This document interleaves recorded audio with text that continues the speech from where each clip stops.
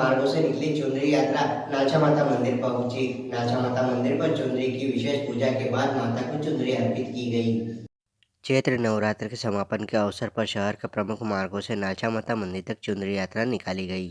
भक्त चुनरी हाथों में थामे मां नालछा के दरबार में पहुंचे, जहां माता जी को चुनरी चढ़ाई गई। तपती धूप में पूरी यात्रा में चुनरी को थामे भक्त पैदल चल रहे थे।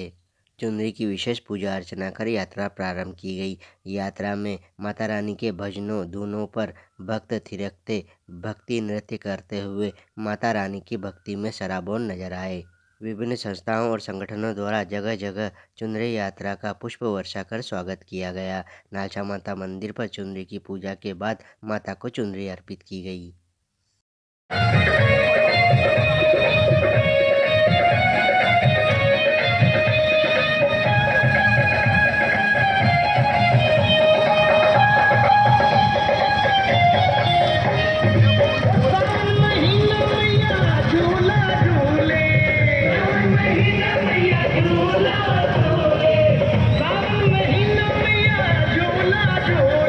साइड में आ जाओ, साइड में आ जाओ।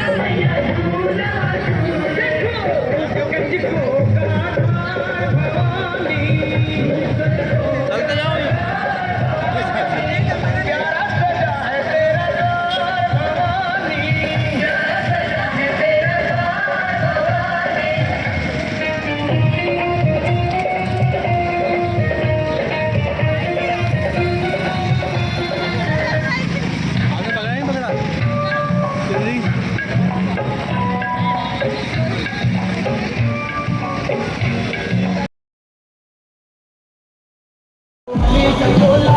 आगे पकड़ा नहीं पकड़ा चुनरी।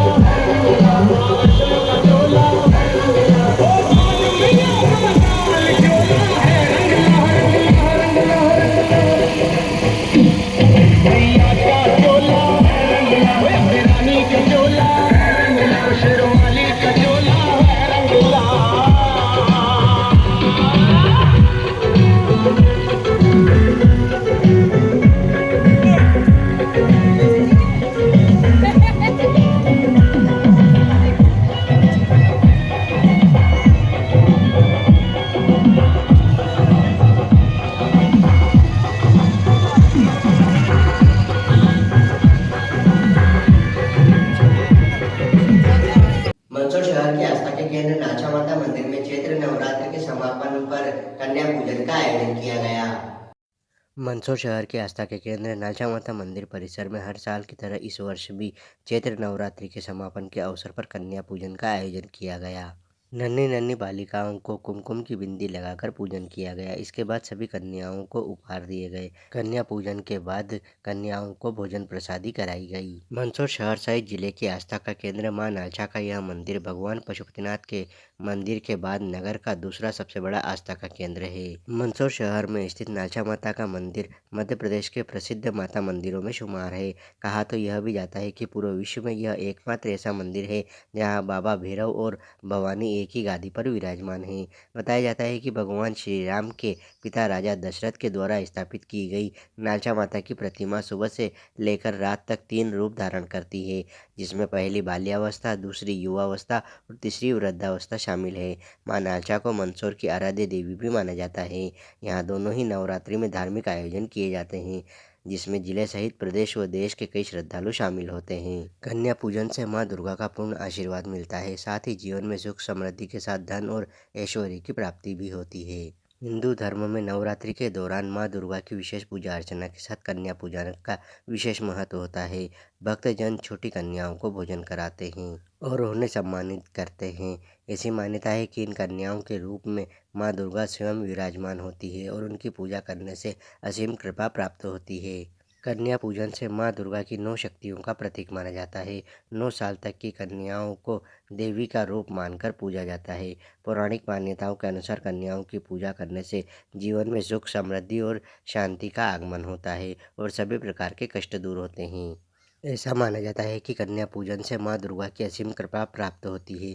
भक्तों का विश्वास है कि इस अनुष्ठान के माध्यम से घर में सुख, शांति और समृद्धि आती है। साथ ही जीवन की सभी बाधाएं दूर हो जाती है। मां दुर्गा की कृपा से कठिन समय में भी भक्तों को साहस और शक्ति प्राप्त होती है, जिससे वह हर परिस्थिति का सामना कर सकते हैं। नवरात्रि के पावन अवसर पर कन्या पूजन एक महत्वपूर्ण धार्मिक अनुष्ठान है। इस पूजा के द्वारा भक्तजन मां दुर्गा की असीम कृपा प्राप्त कर सकते हैं और अपने जीवन को सुख, समृद्धि और शांति से परिपूर्ण कर सकते हैं।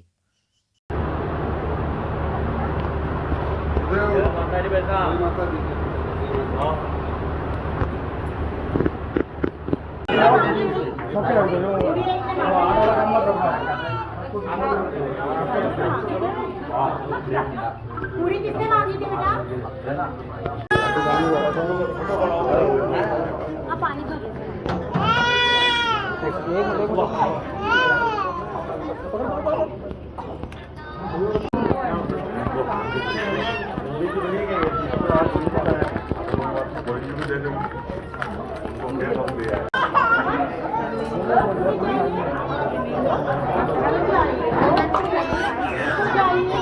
ज्यादा दूं, आलू के सारा आपको भी दूं, छोले दूं, हाँ तू मुँह से बोले ना, ना इसको पूरी दे।